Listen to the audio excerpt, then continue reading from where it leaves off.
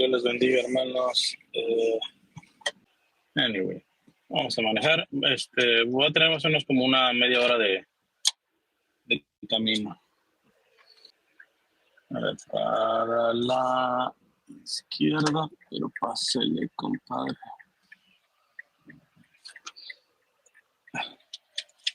Ahora veo si hay manos levantadas, ¿eh? Ya abrí dos micrófonos. ¿Qué tal, Cristian? Buenas tardes. Buenas tardes. Es un gusto para mí saludarte. Bueno, tengo un sinfín de preguntas, no pensé que me fueran a responder luego.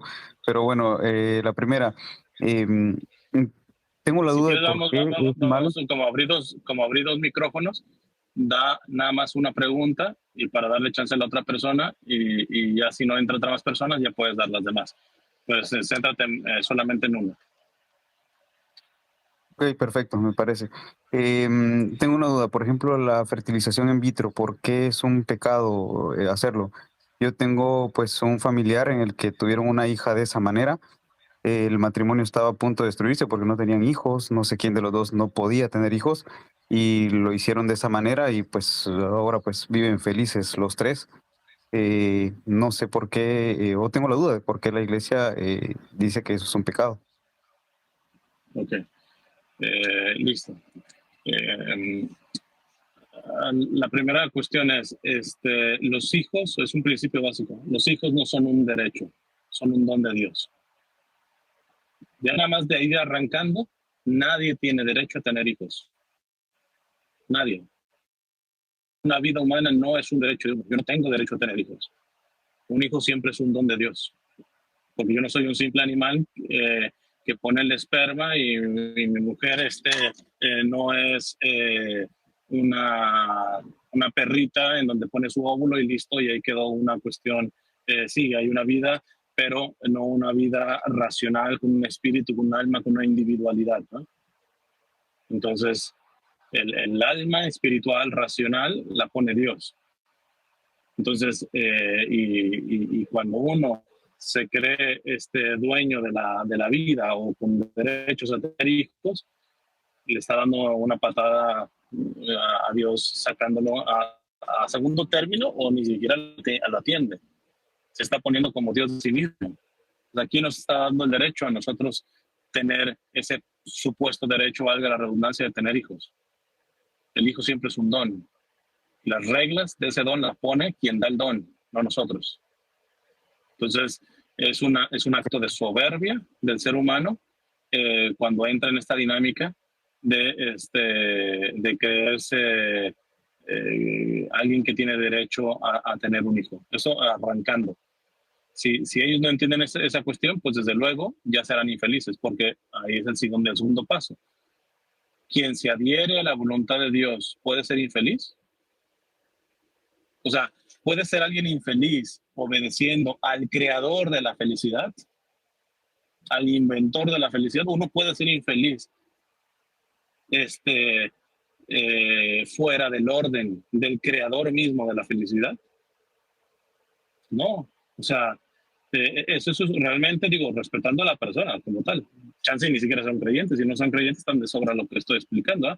Pero si ellos son creyentes, que no vengan con cuentos de que, ay, eso quería desbaratar el matrimonio. Bastante desbaratar el matrimonio porque ustedes están poniéndose como dioses de sí mismos, como sustentadores de su No propio son creyentes. matrimonio. ¿Cómo? No No, son creyentes.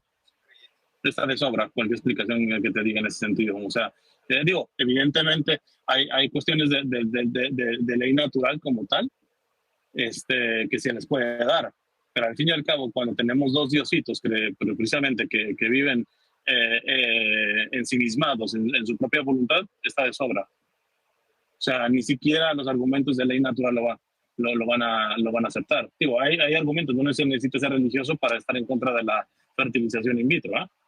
¿Por qué? Porque tendríamos que ir a la cuestión de decir, ¿cuál es la finalidad del acto sexual? Porque aquí estamos jugándole, no son creyentes, pero estamos jugando al Dios, ¿va? Y jugando con la dignidad de una persona, de probeta, además que en las fertilizaciones in vitro se llevan vidas inocentes. ¿Por qué? Porque no se fertiliza solamente uno, Entonces ahí tenemos, por eso es una gran tragedia. Cuando uno entra ya en esa cuestión, ya queda una tragedia. Haga lo que haga, ya es un mal. Haga lo que haga. Ahí se tiene que ver después ya, pues un tanto el mal menor, ¿verdad? Pero una vez que uno empieza con esto de la fertilización in vitro, hágase lo que se haga, es inmoral. Congelarlos a esos seres humanos, porque son seres humanos concebidos, inmoral. Desecharlos, inmoral. Implantarlos, inmoral. O sea, una vez Sí. que uno se atreve a tomar un lugar que no le corresponde, como es el lugar de Dios, ahora sí, como decía en paz descanse mi padre, seríamos como chivos en cristalería. Para donde movamos vamos a quebrar algo. Entonces, Bueno, la situación está en entender las bases antropológicas. ¿Qué es el ser humano? ¿Qué es la familia? ¿Qué es un padre? ¿Qué es un hijo?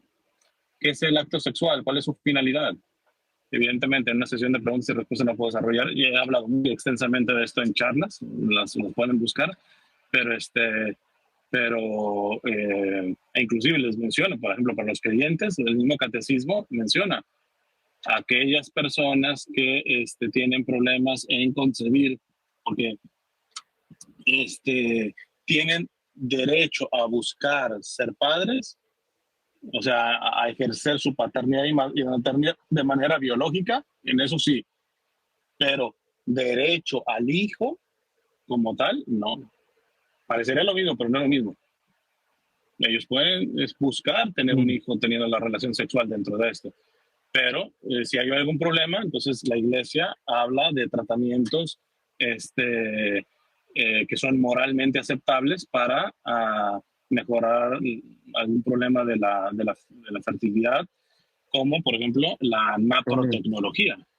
Entonces, ahí está un elemento y que es bastante efectiva, sea dicho de paso. Está la naprotecnología, que no es inmoral y con la cual se pueden resolver algunas cuestiones de fertilidad. Si ni así se puede solventar o sanar la situación como tal, entonces la misma iglesia dice, la iglesia apunta a la generosidad de corazón, expresada específicamente en la adopción. O sea, ¿cuántos niños no y necesitan ser eso iba a adoptados? preguntarte exactamente. Entonces, Sí, ahí la está la iglesia. situación. Entonces, permíteme, entonces ahí se tiene que uno abrir a la parte de la adopción. Y la tercera cosa que también dice la iglesia es, o también orar y contemplar de que al fin y al cabo, si Dios permite esta situación, no significa que la quiere, que si la permita como tal, esto que se está pasando, que nadie niega que pueda ser difícil para un matrimonio, lo que sea, nadie niega eso. Pero de ahí a resolver la complicación diciéndole a Dios, quítate que ahí te voy, entonces ese es un despropósito.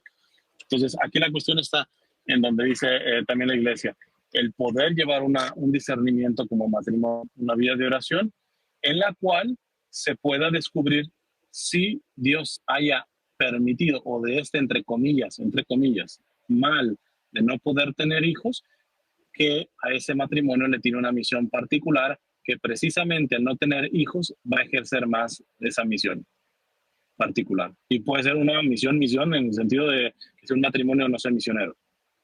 Digo, también hay matrimonios misioneros con hijos, ¿verdad? Pero para lo que me refiero es, la iglesia también dice, entren en un proceso de discernimiento también, porque puede ser un llamado a la adopción, pero también puede ser un llamado en que Dios le está diciendo, es que yo quiero a ustedes como matrimonio, eh, para una cuestión particular, y el hecho de no tener hijos les va a facilitar esta misión que les tengo a ustedes, ¿no? Entonces, a grandes rasgos sería eso. Sí, eso iba a preguntarte Eh, si, por ejemplo, la iglesia daba alguna recomendación para ese caso o pues la claro, única vía fuera la no, adopción. no, está lleno. Tú buscas los documentos de bioética, o sea, hay inclusive una comisión de bioética en el Vaticano. Hay un montonal, pero montonal de documentos en donde se ha tratado esto. El catecismo lo menciona también. Entonces, en cuanto a documentos, la iglesia, yo creo que como ninguna organización, ha agarrado este tema como dicen, por los cuernos, ¿verdad? O sea, y bien argumentado. Entonces, sobra eso. La otra persona que le había abierto el micrófono, no sé si sigue ahí. Creo que estaba teniendo problemas de conexión. No sé por qué, porque tengo las 5 barras o las que sean, pero bueno. Sí, tengo una pequeña pregunta. Hay un teólogo que se llama Karl Rahner. ¿Crees que es que puede ser fructífero que estudiemos de él o que estudiemos de su teología o de su, no sé si es filósofo, es teólogo, perdón? ¿Crees que puede ser de bendición para nosotros o tendríamos que ir con cuidado? No sé si tú lo has estudiado o has escuchado de él. ¿Qué opinas tú no necesariamente de él, pero de su teología y de sus conclusiones con respecto a temas de la iglesia? Ok. Sí, lo he estudiado y como en todo, hay que hacer matizaciones. Hay elementos muy buenos que tiene Karl Rahner y hay otros que son, si no quiero entrar en categorías morales, como malos, no convenientes, etcétera, o complicados, peligrosos, ciertos planteamientos que él tiene. Lo que yo no estoy de acuerdo es ni de los que lo santifican, o sea, como Karl Rahner, así como que la panacea de la teología, como tampoco estoy de acuerdo con aquellos que ya nada más escuchan Karl Rahner y ya lo condenan en absoluto. Cualquier persona con recta intención, ciertamente con alguna base de formación teológica, puede reconocer que hay elementos muy valiosos en Karl Rahner y otros no tanto o del todo que no se pudieran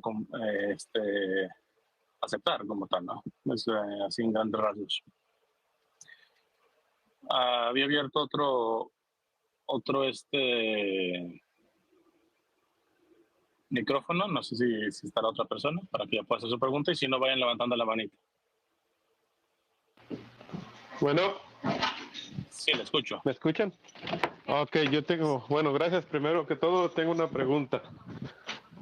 Leve, mi pregunta es relacionada, por ejemplo, o más bien algún consejo con las adicciones relacionadas con la impureza, por ejemplo, la pornografía o eso. ¿Cuál sería tu mejor consejo para vencer eso? Y, o sea, otra cosa es, con el tiempo, pues da vergüenza estar yendo a confesarse tan seguido. ¿Cuál sería tu consejo? Muchas gracias. Ya. Yo he hablado bastante del tema, tengo pendiente porque curiosamente ahorita a la parroquia que voy, la otra vez me encontré que tenían, y eso me parece que habla de que los sacerdotes están al tanto de esto, porque es una cosa que están escuchando y no solamente se están quedando así en nada. Acabo de tener yo una entrevista con un político que se está candidateando para gobernador de California, que es del American Solidarity Party, y sacamos el tema porque realmente la adicción a la pornografía o vamos a decir, la industria y todo esto, siempre ha tenido pues éxito, si no, no existiría. Una vez, ese sí fue hace bastantes años, unos 15 años por ahí, una vez vi una estadística que la industria de la pornografía genera aquí en Estados Unidos más que todas las televisoras de los Estados Unidos. Entonces, juntas. Entonces, si no fuera un negocio rentable, no tuvieran tanto éxito. El problema está que con lo de la pandemia, esto y bueno, desde que empezó el Internet y todo esto, porque anteriormente era una cuestión nada más de DVDs o VHS o canales de películas de ese estilo o revistas, pero hoy está ya ni siquiera iba a decir ahorita a un clic. La otra vez que estaba haciendo una sesión de preguntas y respuestas, le estaba diciendo que yo iba por una ciudad de California y un espectacular, un billboard, literalmente pornográfico, porque llámenle como le llaman, era pornográfico eso. Y eso está al aire libre. Entonces, lo primero que quisiera decir es entender que desafortunadamente no es una cuestión resignación negativa, de decir, esto no va a parar, y muy al contrario, cada vez ha crecido más. Pero es aceptar la realidad, ¿verdad? O sea, no se trata de un pesimismo, sino de un realismo. Las cosas están así. Entendiendo esto, uno tiene que afrontar el problema de acuerdo a la realidad. Y la realidad está que, por ejemplo, yo sí creo que hay ciertas cuestiones, por ejemplo, que pueden ayudar, como los programas estos que te filtran y todo ese tipo de cosas. Por ejemplo, el iPhone tiene una cuestión como para ponerle una clave, se la puedes dar a una persona, que te ponga una clave y te filtra cierto material de este estilo. Y digo cierto porque tampoco es solución completa. ¿En qué sentido? Uno necesita meterse en una página pornográfica para ver ese material. O sea, te puede salir en Facebook, en Instagram, en TikTok, etcétera, aunque después las plataformas te digan que lo reportes y lo quitas. Yo generalmente invito a que se reporte ese material, pero también les tengo que decir que mi experiencia es de que muchos de los reportes que meto, las mismas plataformas no lo quitan y dicen, no, esto no va contra las políticas. Hombre, si es evidentemente pornográfico eso y no lo quieren quitar. Entonces, pero ciertamente es primero poner todas las herramientas necesarias para minimizar el acceso, aun cuando prácticamente es imposible hoy por hoy no tener por un lado algún tipo de acceso para eso. Eso sería la primera cuestión. O sea, a lo menos yo ya estoy haciendo lo necesario que está en mis manos. O sea, porque generalmente uno cuando cae en ese tipo de cuestiones, repito, ya no es a la antigua, de que va y se compra. Alguien que ha abierto el micrófono, no le aprieta el micrófono que me entra el ruido. Entonces, entonces la primera cosa es, aun cuando no son soluciones absolutas, estoy haciendo lo mínimo y básico respecto a esto, poniendo, no me están pagando, pero bueno, yo lo promuevo. Hay un servicio que se llama, no me acuerdo si es Ice Covenant o Covenant Ice, una cosa de esas. Covenant, CONVENANT,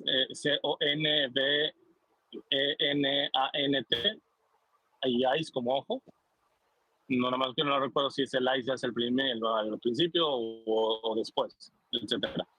Entonces es una plataforma que lo que hace es meterte esos filtros para que no puedas acceder a eso, pero además, por si en dado caso se mete alguna cosa, porque nunca va a ser completa la seguridad de este tipo de cosas, tú eliges, por ejemplo, a una persona, tu director espiritual, por ejemplo, y lo linkeas, lo haces, le haces el link y a todo lo que entras lo va a recibir él.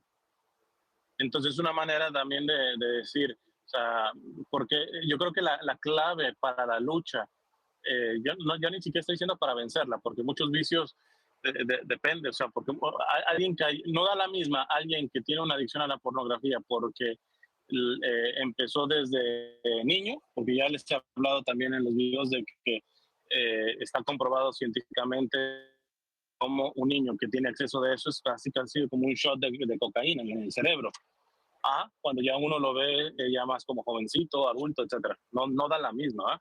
Entonces aquí ya ni siquiera estoy hablando de que, a ver, esto va a vencer la adicción o no. A lo menos es estar dando la buena pelea, la buena lucha, como dice San Pablo.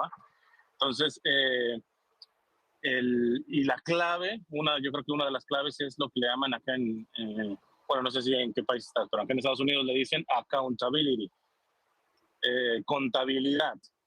Es decir, ¿a quién le estás dando cuentas de esto? O sea, una cosa ciertamente y ayuda, y es un tipo de contabilidad, la confesión, pero en la confesión no necesariamente, o sea, no es una dirección espiritual, no es alguien que te está dando una guía. De hecho, el confesor se tiene que limitar a escuchar tus pecados, a darte la solución y párale de contar. que después den algún consejo, porque he escuchado gente que dice, no, yo voy y me confieso, pero el padre no me dice nada, no me aconseja nada. Es que no te tiene que aconsejar nada. El sacramento es tus pecados, punto, tus pecados, no los de otros, tus pecados, no tus problemas, no, es para eso haz una cita de dirección espiritual. La confesión es tus pecados, él te da la absolución, listo. Ya si todo lo demás está en discernimiento del sacerdote. Entonces, no se puede llamar que sea una contabilidad seria, porque el propósito es nada más que se te perdone el pecado, ¿no? Entonces, acá se trata de que haya un acompañamiento en donde haya una persona a la cual estás dando cuentas de todo esto. O sea, entonces, y ese tipo de IC Covenant me parece bien. ¿Por qué? Porque tal cual, o sea, haces tu cuenta y todo eso, que es de paga, pero creo que también en estas cuestiones de las adicciones, sea la que sea, ayuda mucho el que te cueste del bolsillo, porque muchos, en sus adicciones, sea alcohol, pornografía, lo que sea, han invertido inclusive dinero en esto. Entonces, hasta para una manera que ayude de reparación, pues también ponle dinero en herramientas que te ayuden a frenar esto. Que, repito, que son ayudas, no lo va a resolver absolutamente todo, ¿eh? Pero son ayudas y más si se usa la tecnología para que una persona responsable esté al tanto de que a dónde estás entrando, qué páginas, etcétera. Sobre todo si no tienes reuniones. Si tienes reuniones frecuentes y verdaderamente hay verdadera honestidad, pues no necesitas que la otra persona, si es un buen director espiritual y un buen dirigido, no necesito de que mi director espiritual esté llegándole a qué perfiles, etcétera. No, yo mismo, frente a frente, le digo tal, mire, padre, caído en esto y esto. Ahí podría sobrar, pero si no hay tanto contacto con el director espiritual, a lo menos que sí le esté llegando este tipo de informes. Y eso ayuda un poco, ¿verdad? Ayuda un poco sobre todo a la hora de que llegan las tentaciones, ¿no? El otro elemento que yo he mencionado bastante es el hecho de una lucha a la ofensiva. ¿A qué me refiero? Generalmente uno y más en este tipo de pecados, de vicios, uno está a la defensiva. Es decir, no quiero caer, no quiero ver, no quiero pensar, no, o sea, y hay que estar cuidadoso de eso.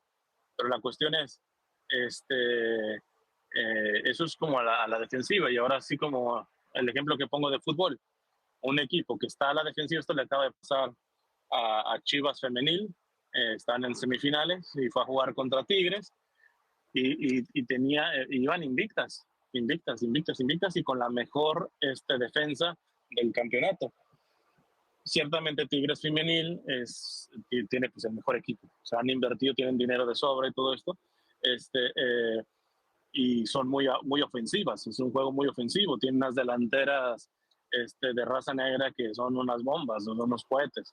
Entonces el entrenador de Chivas prácticamente jugó a irse a la defensiva y le salió creo que hasta el minuto 70 por ahí, mantuvo el cero, como diciendo, en la vuelta, en nuestro estadio, pues ahora nos lanzamos y listo.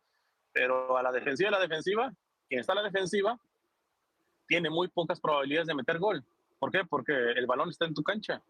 Sí, lo rebotas, lo defiendes, etcétera, pero hay más probabilidades de que pierda alguien que está a la defensiva que alguien que está a la ofensiva. Entonces, en general tiene que ser un equilibrio, ¿eh? Pero les cayó el 1 y el problema está en que no corrigió, mínimo adelanta un poco de líneas, siguió y los metió más para atrás y se llevaron un segundo gol. Entonces, yo no sé si realmente van a poder remontar en el de vuelta, pero digo, hasta en una cuestión deportiva, el estar solo a la defensiva no sirve. La cuestión está a la ofensiva. ¿Qué sería la ofensiva? Por ejemplo, algunas cosas. Estoy haciendo algo, por ejemplo, para hablar en contra de esto.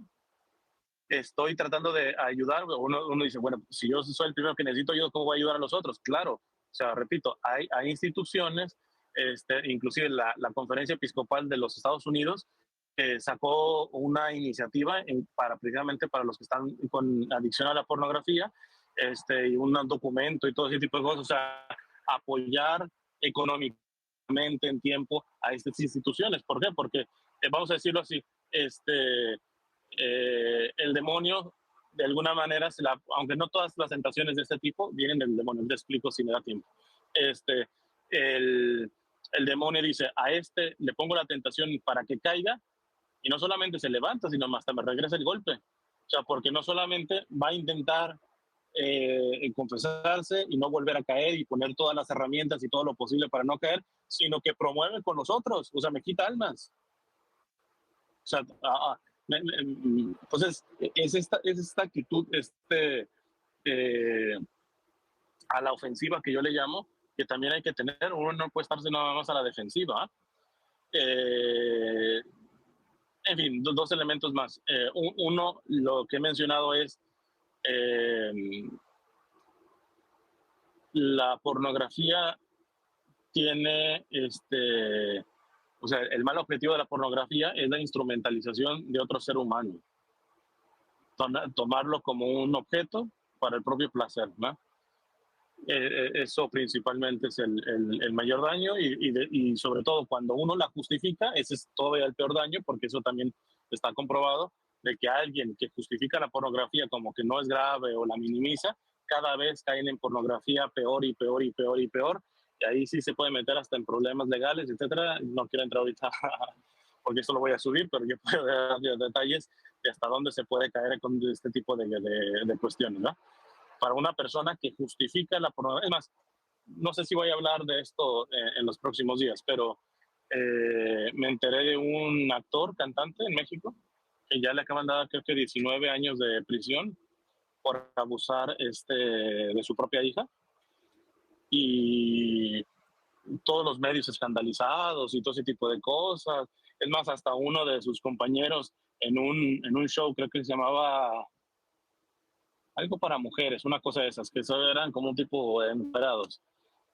Entonces, uno de sus propios compañeros, que creo ahorita es político, está, y en esta parte sí lo ve, que está apoyando a la víctima, a la hija, y a la esposa y todo esto, pero que no me vengan acá con que se rasgan las vestiduras, compadre. Tú estuviste junto con él en un evento, en un congreso, en un tipo, sí, de tipo de eventos, que promueven este tipo de sexualidad mal orientada. O sea, me parece que hay bastante hipocresía también. Pero bueno, el punto está en que los medios no están cubriendo un dato específico, que es él consumía mucha pornografía y evidentemente de manera cínica. O sea, porque alguien puede decir, ¿cómo puedes abusar sexualmente de tu propia hija? O sea, ¿cómo se puede hacer eso? Y desde los 5 hasta los 14 años, que fue cuando habló la muchachita, ¿cómo es posible? Pues es perfectamente posible con alguien que deja meter la pornografía con ese grado de cinismo. No estoy diciendo que el que no justifica la pornografía, el que está dando la pelea, no pueda caer, pero está comprobado. O sea, psicológicamente pones barreras para que no llegues a material todavía más fuerte, asqueroso y termines haciendo alguna estupidez, ¿va? Entonces, aquí sí yo digo, por si alguien escucha, y porque aquí es hombres y mujeres, el índice de las mujeres que están consumiendo pornografía cada vez más se alza. Cuidado con justificar lo injustificable. Cuidado, porque el daño puede terminar grave la situación, ¿no? Entonces, aquí la cuestión está también, lo que yo les digo es a formarse precisamente, y no solamente en el sentido intelectual, decir, voy a tomar un cursito, no, aquí estamos hablando de vida de oración, de discernimiento, de realmente un encuentro delante del Señor para poder educarse en la visión de la sexualidad cristiana. Porque de nada sirve, dice el Evangelio, de nada sirve sacar un diablo de la casa, etcétera, etcétera, y después no poner nada ahí. Entonces llega el mismo diablo, pero ahora con otros y la dejan peor. De nada sirve quitar un pecado si no se pone una virtud. De nada sirve limpiar una cosa que después no la vas a seguir usando. A los 3 días ya la tienes empolvorada, etcétera, no sé. O sea, aquí el punto es, se está formando uno en la concepción de la sexualidad, porque uno tiene que llegar, por ejemplo, a este grado de decir, yo no voy a ver pornografía, no porque es pecado mortal, que lo es, ¿verdad? Pero no es porque pecado mortal, no, yo no quiero verla porque esas mujeres son hijas amadas de Dios, porque tienen un valor único y irrepetible, porque, a ver, espérame que me están pitando aquí a unas desesperadas, pero están metiendo mal. A ver, dame una chancecita que está... La culpa la tiene esta persona que se cruzó de calle mal. Pero bueno, vamos a no ser rígidos y sacarla del aprieto. Ya salió. Ok. Entonces, a lo que voy es, ¿en qué me quedé? Lo que decía de la visión positiva. La visión positiva. Es como generalmente con nuestra comunidad hispana, se les dice, sobre todo, tiene un rasgo de machismo, a las niñas, ay de ti si me sales embarazada o si me sales con tu domingo 7, todo ese tipo de cosas. Pero yo acto seguido le pregunto a los papás, ¿ustedes saben cuál es la finalidad de la sexualidad? ¿Le han mostrado a esa niña, a esa muchachita que le están diciendo que no debe tener relaciones antes del matrimonio y todo eso, la belleza de una relación sexual dentro del matrimonio? O sea, si no significa que no haya excepciones, ¿verdad? Pero generalmente una persona que encuentra, no sé, un billete de $100, necesita estar loco para cambiarlo por uno de $1. Quien verdaderamente entiende la belleza de la sexualidad, el orden tan perfecto que Dios puso, que es bueno, bello y verdadero, etcétera, pues debería o estar muy afectado a nivel psicológico y espiritualmente para cambiarla por una cuestión de pornografía. O sea, entonces, sí creo que hay una cuestión de que no basta estar moviéndonos en el sentido de decir, como que no caer todo esto, sino que es, me estoy formando, me estoy enamorando de la visión de la sexualidad y del cuerpo. Aquí ayuda mucho la teología del cuerpo de Juan Pablo II, hay muchos libros sobre eso, por si se las hace demasiado pesado todas las catequesis que dio. Y hay mucho, de hecho hay una, si leen en inglés, hay uno, yo creo que no sé si ya lo habían traducido al español. Jason Ever, Jason,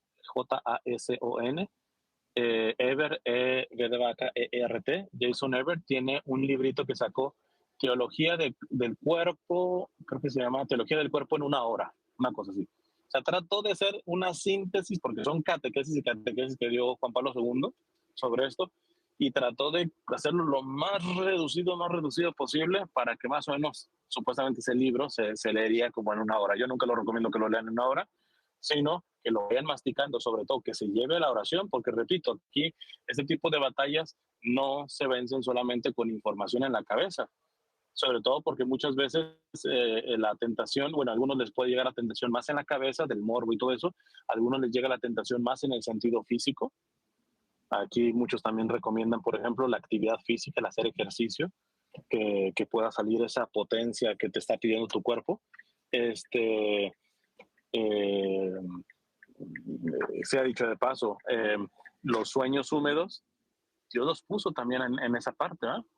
O sea, que es cuando uno duerme y si uno puede eyacular, etcétera, hasta en los sueños se le vino alguna cosa, ahí no hay pecado, ¿eh? Porque no está uno plenamente consciente. Yo lo que le digo es cuidado nada más con que los sueños húmedos sean tan frecuentes, porque eso habla muy probablemente de que estás demasiado contaminado, metiendo demasiado ese tipo de imágenes. Pero en general el sueño húmedo ayuda también a esa parte, ¿verdad? Porque a veces no es tanto la tentación en la cabeza, sino es en tu cuerpo. Entonces es tu cuerpo que de alguna manera, y en este sentido para los casados, se necesita bastante empatía. Podría decir mujeres, pero realmente es que ahorita en este tipo de problemas están igual de parejos, ¿no? pero anteriormente es la mujer la rejega que no quiere tener relaciones y todo ese tipo de cosas. Están casados y todo eso. Bueno, entiendo que tampoco es cuando se le antoje al otro, nada más, ¿verdad? Pero una vez creo que esto se lo escuché al padre Ángel o al padre, yo no me acuerdo qué sacerdote, se lo escuché, que decía, mira, yo matizaré algunas cosas, pero algo como tu cónyuge tiene derecho a una relación sexual por día, una cosa de esas. Repito, matizaría porque eso suena así como a canje, como a máquina, ¿eh? O sea, puedes sacar de tu maquinita una coca al día. No se trata de eso, ¿eh? Pero sí en cuanto a la parte de la disponibilidad.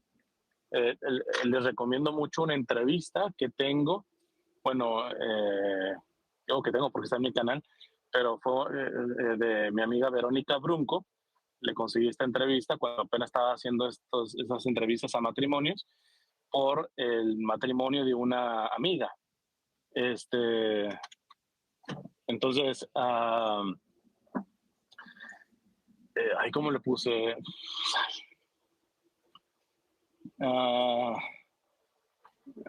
después de esta entrevista, porque puse una cuestión así medio sensacionalista, vas a querer casarte, una cosa de estas.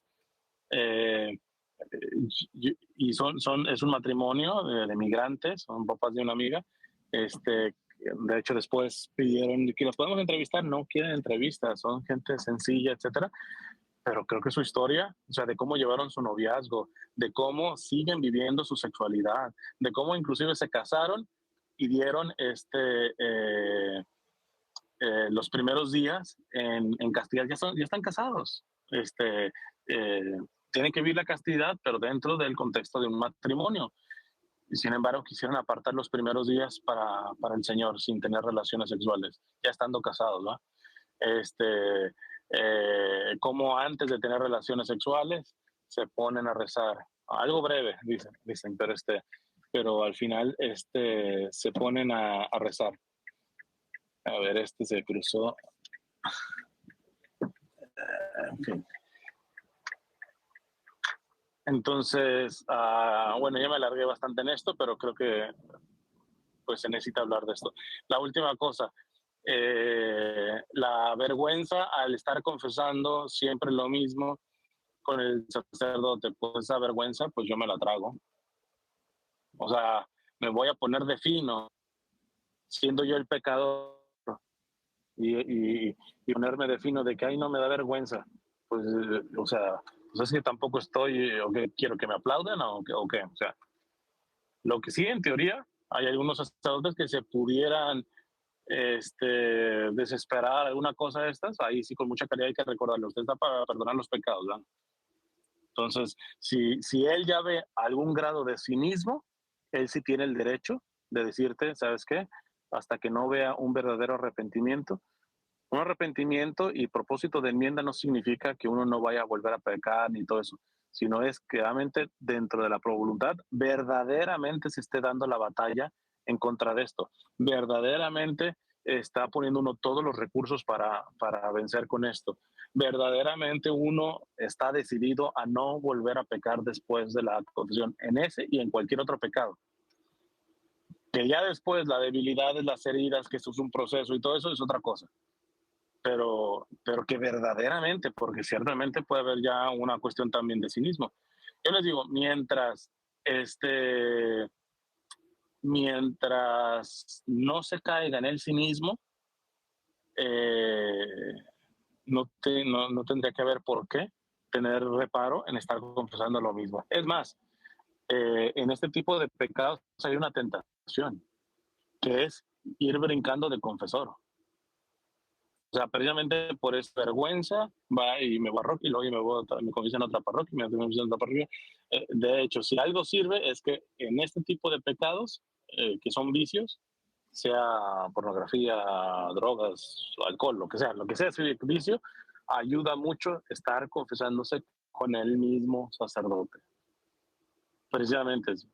De hecho, me huele mal una persona que esquiva ya no confesarse con algún sacerdote por eso, porque vergüenza, porque qué va a pensar, etcétera, todo eso. Ahí yo preguntaría, entonces estás dejando ver que tu contrición, tu arrepentimiento y tu propósito de enmienda no sé si están del todo sólidos, ¿no? Porque realmente si uno está comprometido con eso, uno dice, me va a dar vergüenza, posiblemente chance y hasta quizás no es un sacerdote así como que con mucho tacto y hasta me regañe, lo que sea, pero eso y más me merezco. Y como hombrecito voy y me confieso y sabiendo que él sabe que me confesé con él la otra vez, lo que sea. Entonces, hay que tener mucho cuidado de estar apapachando nuestros pecados. La desesperación solamente la saca ventaja el demonio, y sobre todo en pecados que tienen que ver con vicios. Él precisamente quiere la desesperación para que uno tire la toalla. Entonces, pero también hay que tener mucho cuidado de andar apapachando los propios pecados y estar glorificando por activa o por pasiva, ¿no? Bueno, ya estoy llegando aquí, a ver si hay parking. Pues se me fue casi todo, digo, tampoco era mucho tiempo, pero se me fue todo esto porque intento que en la respuesta, si el Señor me motiva a explayarme en esto, y creo que es uno de los temas que son importantes. A ver si ya después, a ver si todavía tienen tarjetitas, les digo, porque en esta parroquia la otra vez vi que tenían ahí como varias tarjetitas de como un tipo de servicio, de comunidad. La verdad que no me metí a esa página de internet, que promovían para poder ayudar a salir del vicio de la pornografía. Pero igual cuando suba esto, chance lo subo o hago un live y doy algunas herramientas. Pero todo es un conjunto. No, aquí yo creo que en cualquier vicio es un error creer que hay varitas mágicas. Ese grupo te va a salir, ese sacerdote ya, con una oración de estas ya te ayuda. No, hay que ver la integridad del ser humano, porque repito, hay que explorar de por dónde viene la adicción, las heridas de cuáles se está alimentando, e ir matizando, no matizando, sino descubriendo por dónde está la herida, por dónde está la raíz de esto, porque si no uno va cortando ramas y las ramas siguen creciendo. Entonces hay que ir a identificar la raíz del problema para cortar desde raíz, ¿eh?